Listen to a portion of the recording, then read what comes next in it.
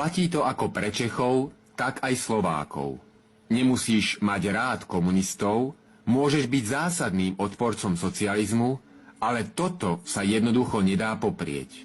Vážení kritici minulého režimu, ukážte mi jediný národ na svete našej veľkosti, ktorý pred rokom 1989 dokázal vyvíjať a vyrábať prúdové lietadlá, dopravné lietadlá, atómové reaktory, lokomotívy, trolejbusy, autobusy, traktory, radary, motocykle, osobné automobily, špičkové zbrane, tkáčske stavy, poľnohospodárske stroje, turbíny, nákladné automobily, námorné lode, tanky, špičkové sklárske a porcelánové výrobky, podieľať sa na výskume vesmíru, vyrábať kvalitnú oceľ a hutnícke výrobky a vyvážať to do celého sveta.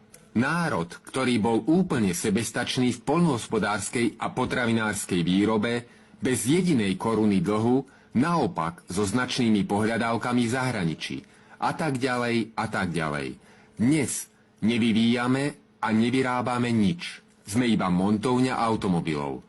Nepatrí nám v našej zemičke ani hrdzavý klinec v stene, nie to uhlie pod zemou alebo voda. Boli sme veľmi schopné národy. To však vy nechcete počuť. Len si trváte na svojich nezmysloch.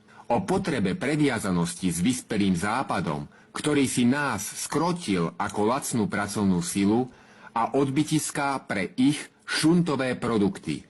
Pre tých, ktorí s vyššie uvedeným súhlasia, prosím, aby podľa vlastného uváženia túto informáciu šírili ďalej. Ďakujem.